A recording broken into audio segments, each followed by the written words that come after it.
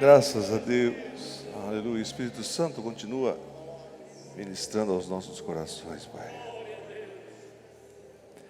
O Senhor é o que traz conforto, traz paz, nos revigora, Pai Santo. Como é bom saber que o Espírito Santo intercede por nós, que Jesus intercede por nós com gemidos inexprimíveis. Não tem como se expressar, como saber como o Espírito Santo intercede por nós. Fala conosco nessa noite, em nome de Jesus. Amém. Podes assentar, queridos. Deus abençoe vocês. Como vencer a decepção? Às vezes não, muitas vezes a gente se decepciona com coisas que acontecem na nossa vida. Principalmente nos dias de hoje. E a gente não entende às vezes, a gente se decepciona até com Deus. Tem muitas pessoas que perderam entes queridos e clamaram tanto a Deus e a pessoa partiu. E a gente fica sem entender e se sente decepcionado. E a decepção ela nos rouba a coragem para o futuro. Quando a gente desanima e dá vazão para a decepção, a gente deixa de sonhar, deixa de ter esperanças. E a decepção está ancorada no passado, está ancorada em alguma coisa que você já viveu e que você esperava tanto daquilo, você tinha certeza que ia acontecer. E não aconteceu. E o inimigo, ele trabalha duro para que nós fiquemos focados no que não funcionou, no que nós perdemos, no que se passou na nossa vida, para que a gente perca a esperança no que pode funcionar. Será que nosso Deus é limitado? Será que eu vou ficar refém dessa decepção e deixar de confiar em Deus?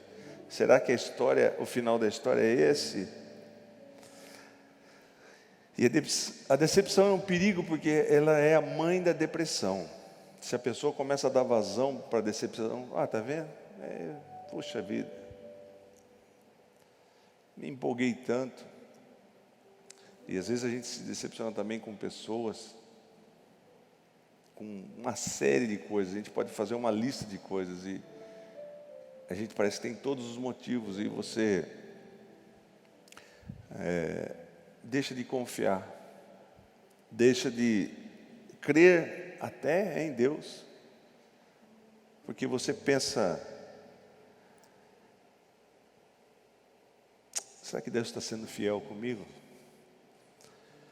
Mas eu digo para você, em nome de Jesus, não deixe o inimigo te enganar. Deus é fiel e Ele nunca vai te decepcionar. Ele tem um plano e tem um projeto. Lá em Provérbios, no capítulo 13, versículo 12, diz assim: a esperança que se retarda deixa o coração doente, mas o anseio satisfeito é árvore de vida. A esperança que se retarda, a decepção, parece que a coisa não acontece, parece que a coisa não vai acontecer. Passa um ano, passa dois, e a decepção só aumenta. E Provérbios está dizendo que a esperança que se retarda, a expectativa que a gente coloca e parece que a coisa não acontece, deixa o coração doente, o coração vai ficando doente. Mas quando o anseio é satisfeito, é árvore de vida. Sabe, quando a gente passa por lutas e passa por decepções e passa por desertos, mas quando vem a vitória, a palavra de Deus está dizendo que é árvore de vida. Em outra versão, na NVI, na King James, diz assim: que a expectativa que se adia deixa o coração adormecido. O coração fica anestesiado. Mas o anseio satisfeito renova o vigor da vida. Na NVI diz que, mas o anseio satisfeito é a árvore de vida. Nós vemos que a palavra de Deus fala em 3 lugares sobre árvore de vida. Fala em Gênesis, fala em Provérbios e fala em Apocalipse. Começo, meio e fim. Nós, quando temos o anseio nosso respondido por Deus, é árvore de vida. E eu creio que você vai receber umas bênçãos de Deus que vai ser árvore de vida para você. Aquilo que você está ansiando de receber, e você começa a olhar para a situação, parece que nunca vai chegar. Mas a gente está falando de um Deus aqui que responde às orações. Se Deus está falando assim, olha, pode acontecer, você ficar até doente, ficar com o seu coração anestesiado, ficar com o seu coração doente, mas em algum momento vai ser saciado. Amém? Em algum momento Deus vai responder para você. A decepção é um ladrão que rouba o senso de visão do propósito. Então Deus tem um propósito na minha e na sua vida. E quando a gente se sente decepcionado, ela rouba. Você fala, não tem propósito, eu acho que eu nasci sem sentido de vida mesmo. Eu nasci, mas Deus não tem um propósito na minha vida. Pode tocar, viu, Marcião? Manda nota aí. Então, é importante a gente saber lidar com a decepção. Muitas pessoas se derrotam porque deixam que a decepção seja o que dirige a sua vida. Eu sou uma pessoa decepcionada, então eu só vou viver esse fracasso da decepção e parar de esperar em Deus. E como eu disse, o pior que pode acontecer é você começar a acusar a Deus. Está vendo? Deus não está respondendo, Deus não está sendo fiel. Irmãos, Deus é fiel. E Ele, em toda a sua palavra, Ele foi sempre fiel. Ele cumpre, Ele vela pela sua palavra. Mas a gente se sente no direito, porque a decepção é grande, então você se sente no direito de falar, está vendo? Eu vou agir dessa maneira, porque Deus nos respondeu. Só que Deus tem o tempo dEle, Deus tem o processo dEle. O povo de Israel passou por muitas dificuldades, passou por períodos de escravidão, de sofrimento, mas Deus respondeu a oração. Para você ler o livro de Daniel, ele sabia que a profecia ia se cumprir. Depois de 70 anos de exílio, de escravidão, Deus ia libertar. E você vê como Deus é maravilhoso. A gente vai falar um dia sobre isso. Daniel sabia que ia acontecer de ter um imperador chamado Ciro, que ia libertar o povo de Israel. E ele acabou trabalhando para o governo de Ciro. E quando ele percebeu, falou, nós estamos no ano 70, e quem está governando é o imperador Ciro. Foi lá e mostrou para ele, está vendo? Já teve uma profecia sobre você aqui, imperador Ciro. E você falou que ia libertar nosso povo. Então eu vou libertar. Além de libertar, eu vou te dar recursos para você reconstruir o templo, para que o povo volte e para que seja uma nação novamente. Você vê como que Deus é, irmão? Como é que muda a cabeça? Como é que um imperador libera o povo, né, que era escravo da Babilônia? O rei Ciro, imperador da Pérsia, ele conquistou a Babilônia e consigo ele também conquistou o povo de Israel, que era escravo na época, mas ele libertou. Então você vê que tem momentos de decepção, mas tem momentos que Deus age. Sabe, às vezes Deus demora muito para agir instantaneamente. Sabe essa frase? Deus demora muito para agir de forma instantânea. Eu falo para você, eu andei uma época decepcionado, eu tinha uma dor terrível, uma dor constante, uma dor crônica. Eu sofri 8 anos e meio de uma maneira tão dura que eu precisava ser internado às vezes porque eu tinha crise. Muitas vezes tomei injeção naquela salinha ali e vinha tocar. Ninguém sabe disso. Quando tinha aqueles eventos na igreja, eu estava com muitas dores e eu tomava injeções. O Eliseu, nosso pastor Donizete, cuidou de mim. Passou muitas noites e meus pais ficavam em volta da cama orando e clamando a Deus e não acontecia. que pode? Pastor Osaide ora por tanta gente, as pessoas são curadas, o pastor Ciro também. Eles ficavam chorando ali no pé da cama, e passava a noite, a madrugada, e eu gemendo de dor. Eu ia para o banheiro, ligava aquele chuveiro do mais quente que tinha para mim tentar. Eu preferia que queimasse as minhas costas, irmão. Você não tem noção da dor que era terrível, era muito forte. E o tempo passava, e meus pais oravam, e a coisa não acontecia. E era uma decepção para mim. Mas chegou um dia que eu já tinha ido em alguns médicos. Eu fui para Campinas, fui para São Paulo. Aí fui no primeiro médico, o médico já me desenganou. Fui num médico em Piracicaba, ele falou: vamos arrancar essa costela sua? São 4 costelas, vou arrancar, fica um vão aqui, vamos arrancar, vamos matar esses nervos, porque cada costela, irmão, passa um feixe de nervos da espessura de um cadarço, um cadarço de tênis. Quando você tem dor de dente, o nervo do dente é da espessura de um fio de cabelo. Imagine 4 cadarços aqui, porque quebrou as 4, afundou a costela. E não tem como você imobilizar uma costela. Então eu sofri muito. Eles queriam arrancar a costela e colocar um catéter na minha espinha, que é uma injeção direta, uma agulha direta na minha espinha, que quando eu sentisse dores violentas, eu mesmo injetaria xilocaína ou morfina para apaziguar a dor. Mas foram 8 anos. E eu fui num outro médico, tentando todo tipo de técnica.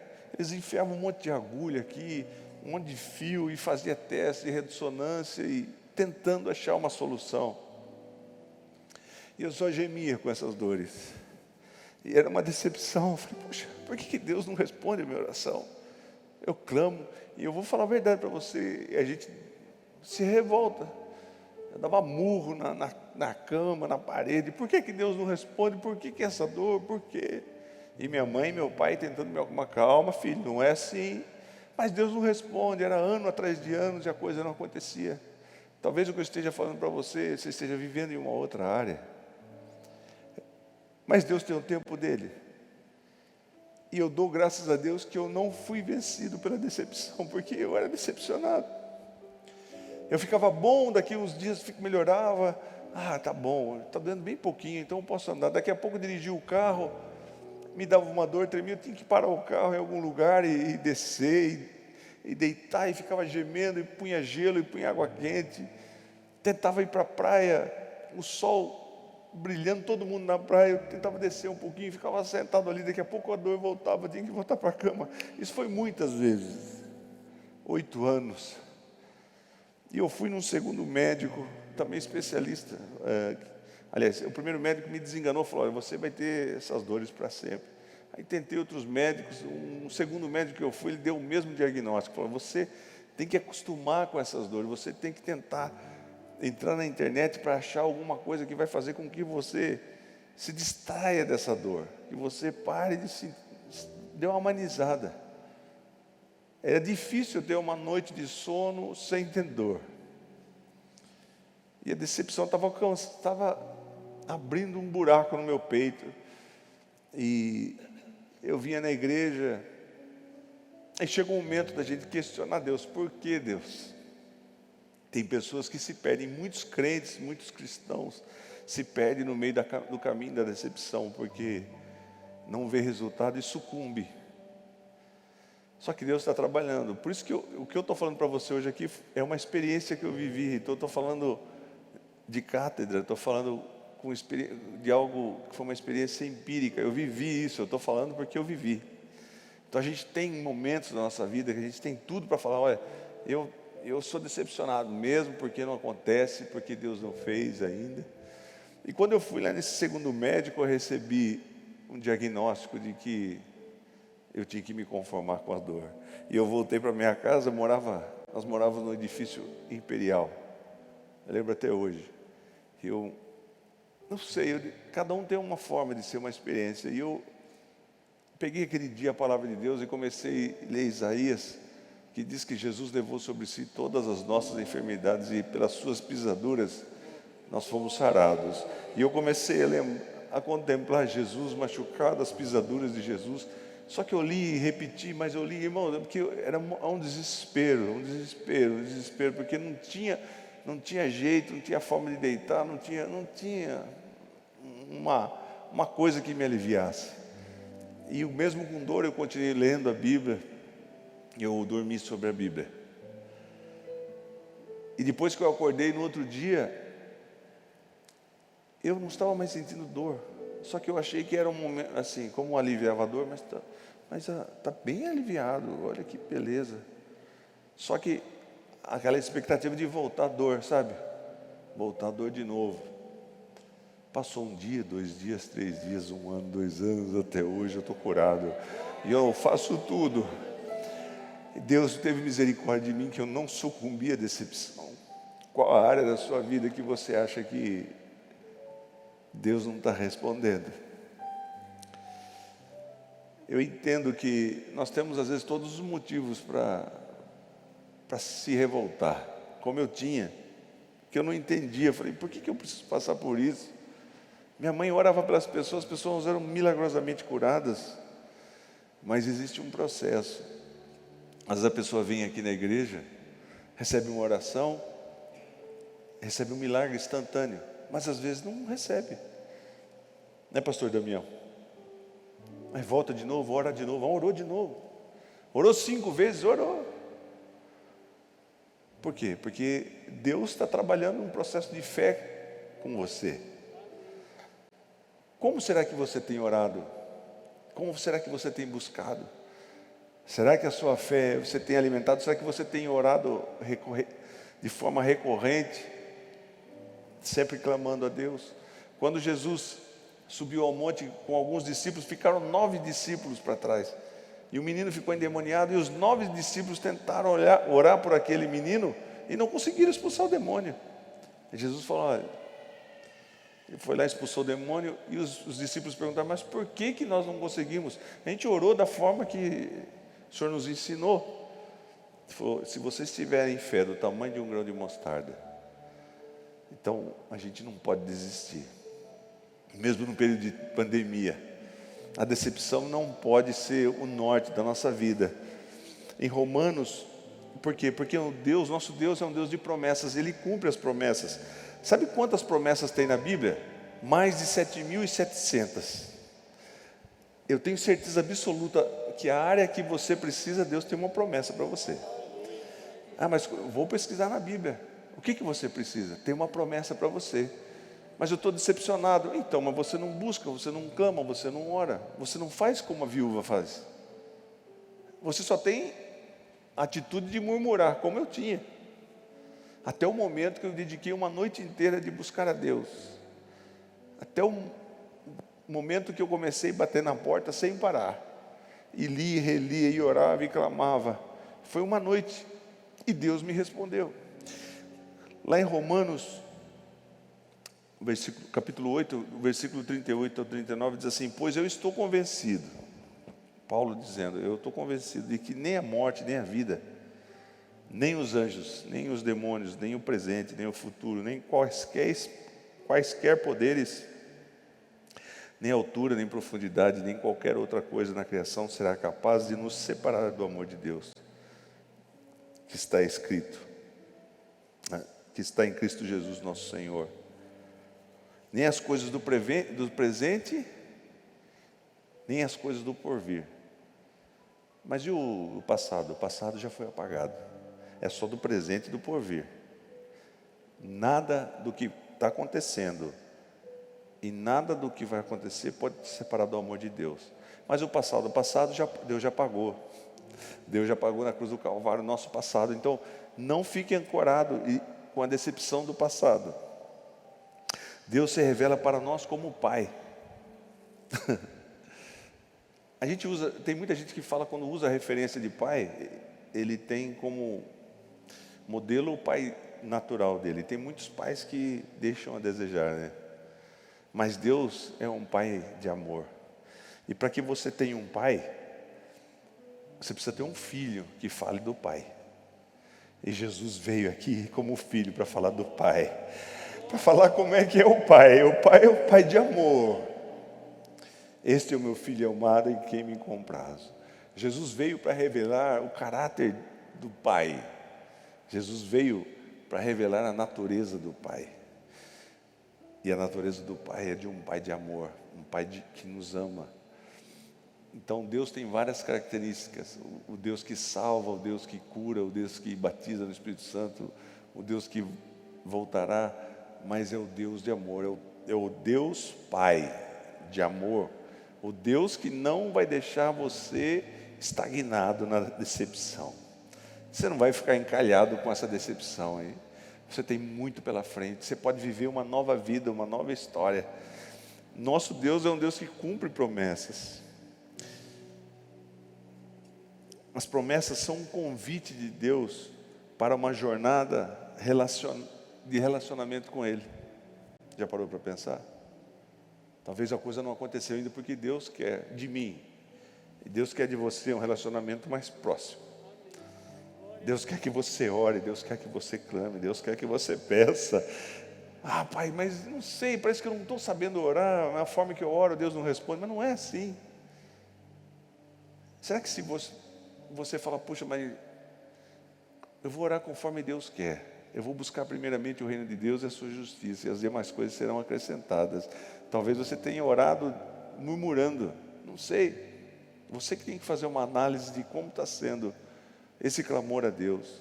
E você, toda hora você joga o argumento da decepção. Você coloca na mesa, está vendo Deus? Olha, faz tempo que o Senhor não cuida de mim, faz 8 anos que eu estou sofrendo com essa dor. Mas Deus é um Pai tão de amor. Tem o César que trabalha conosco aqui, ele faz toda a parte de pedreiro, encanador, ele é um MacGyver, ele faz tudo aqui. E ele estava contando hoje para mim que ele só tem um carro. Ele lutou 18 anos para comprar esse carro. Um carro não é novo. Um carro que já tem alguns anos. E roubaram o carro dele. Ele ficou desesperado porque era o único veículo que ele tinha. E ele clamou a Deus e falou: Senhor, faz 18 anos que eu trabalhei de maneira honesta para comprar esse carro. Consegui comprar esse carro com muito esforço. E os ladrões levaram. Dá um jeito, Pai. Eu não quero ficar decepcionado de saber que o Senhor não cuidou de mim e deixou levar meu carro. Vem com tua mão, dá um jeito, faz alguma coisa. Daqui a pouco alguém mandou um recado dos bandidos para ele, falou assim: ó, eu não sei o que acontece com o seu carro, mas seu carro só quebra, e o povo não está entendendo, e o povo quer devolver esse carro para você. Faz uns 2 dias que tinha roubado o carro dele.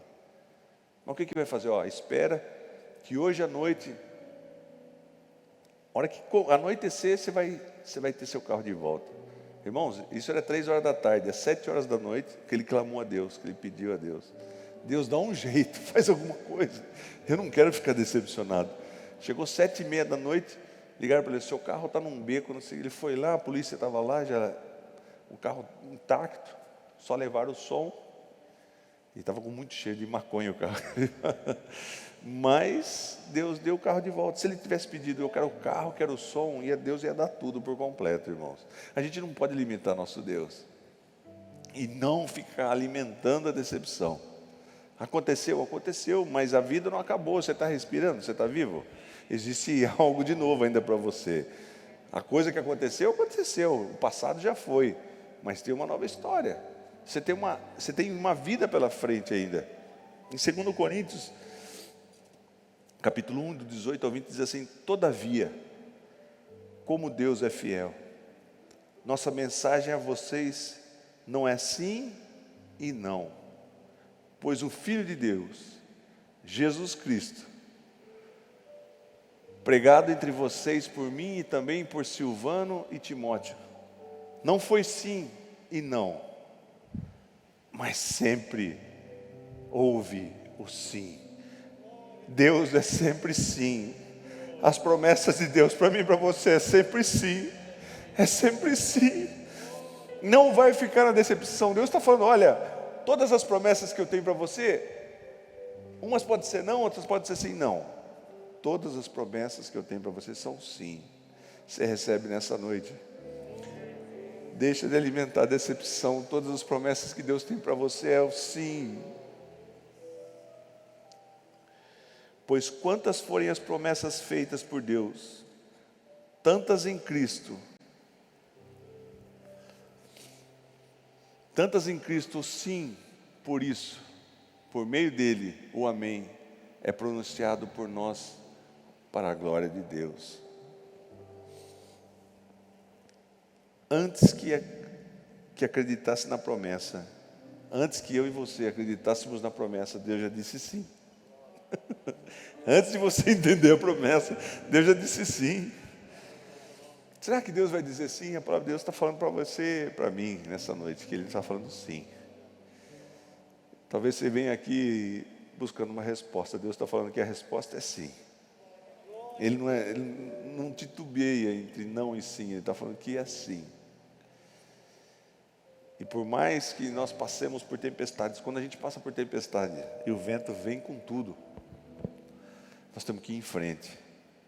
Você já viu o barco que enfrenta o vento? Mas o vento está vindo de frente, ele tem que ir para frente. Se você abrir a vela, vai para trás. Às vezes você vai um pouquinho para trás, mas você abre a vela e começa a ir de lado assim, mas você vai para frente. E quando a gente atravessa essa tormenta, lá na frente, depois dessa tempestade de vento, vem a vitória. Eu e você fomos programados para viver a vitória além da tempestade. Nós fomos feitos para viver a vitória depois dessa pandemia, depois dessas tribulações que nós estamos vivendo. Se nós não formos vencidos pela decepção, nós vamos passar essa tempestade. E você vai olhar para trás e vai falar: Deus cuidou de mim. Nós vamos em frente, olhando para Jesus, autor e consumador da nossa fé. Somos testados na fé. Nós vivemos num mundo hoje imediatista. Tudo é imediato, irmão. Tudo tem que ser rápido. É tudo pré-feito, é tudo...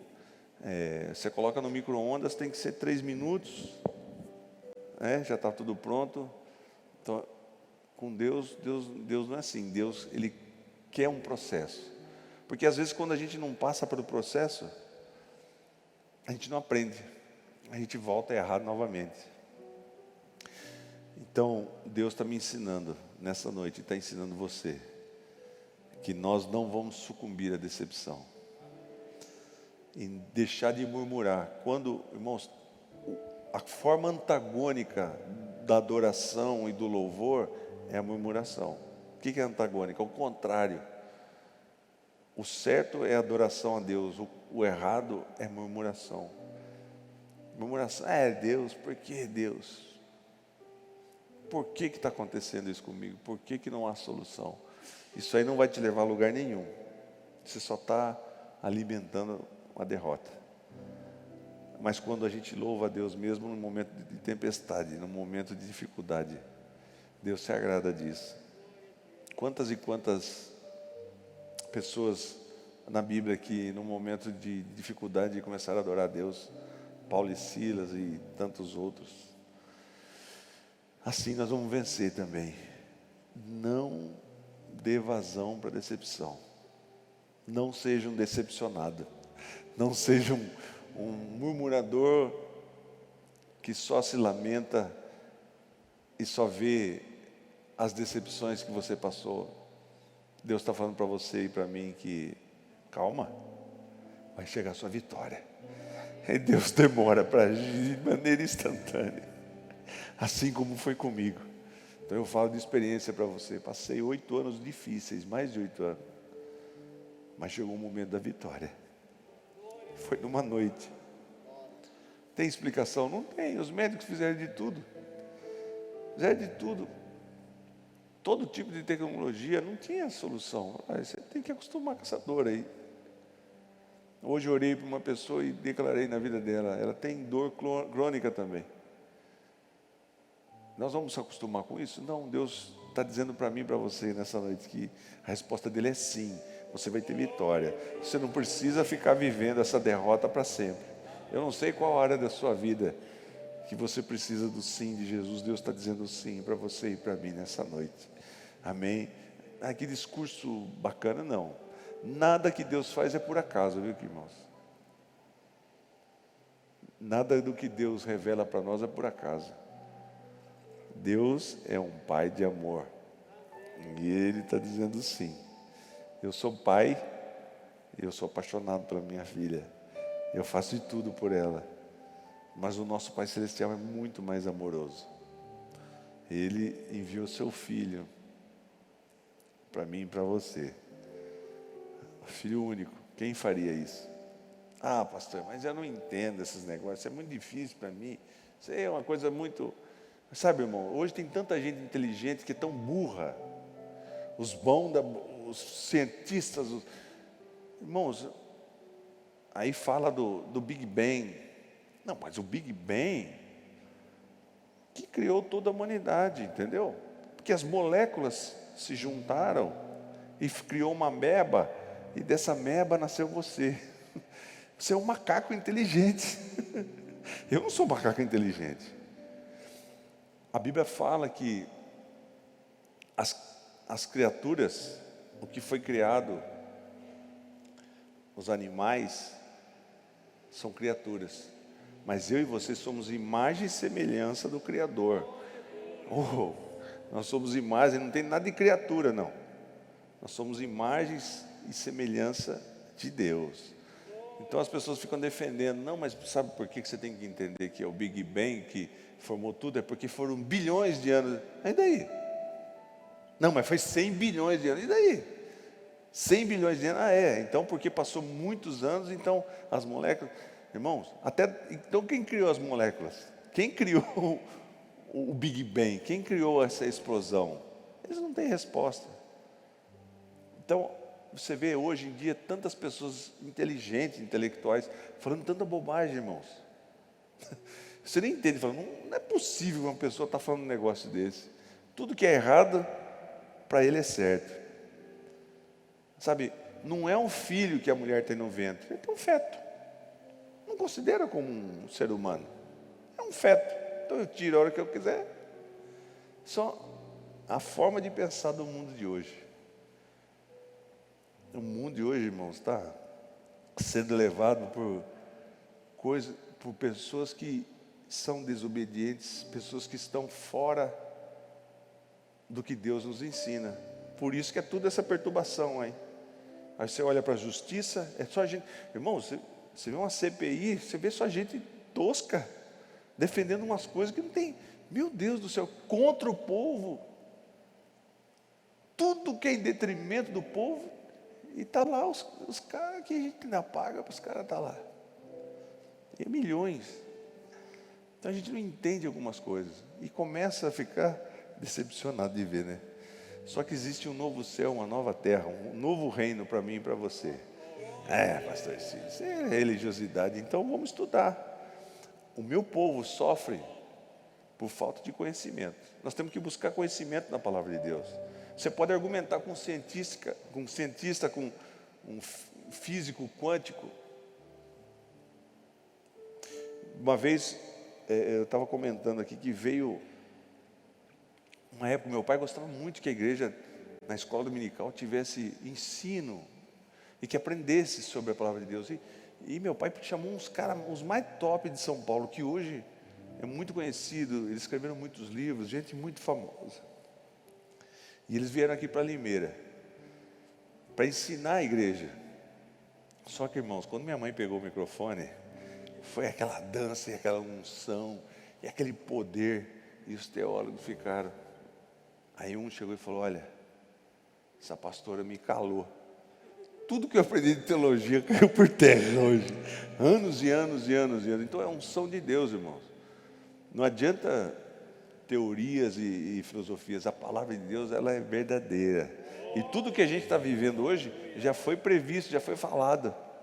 Mas tem uns cabeça dura que não entendem, né? Então, irmãos, o Deus que nós servimos está dizendo aqui que Ele é um Deus de sim. Amém? Eu estou levando comigo essa palavra nessa noite. Que a palavra dele para mim é sim. Eu não vou ficar carregando essa decepção. Não chegou a benção ainda? Eu continuo buscando. Continuo vindo aqui, indo nas congregações, continuo orando. Eu vou ter vitórias assim. Tudo tem seu tempo. José passou por tanta coisa. José do Egito. Foi preso, teve um período preso. Mas quando chegou o momento, irmão, foi num instante, foi num dia, foi numa noite que o faraó teve um sonho e mudou a vida de José. José falou: olha, o sonho é o seguinte, é isso aqui, isso aqui, e você precisa de um homem para administrar. E o faraó falou: quem é melhor que você para administrar? Então você vai ser segundo no reino, e mudou a vida e a história dele, entendeu? Então Deus faz assim, de uma hora para outra. Que Deus fale ao seu coração, não fique nutrindo decepções, não comece a julgar a Deus e colocar suas decepções diante de Deus como uma desculpa para você ser um infeliz. Continue pela fé. A fé vem pelo ouvir, a fé é uma atitude, a fé nós temos que romper pela força, buscando a Deus, clamando que Ele vai responder. Amém?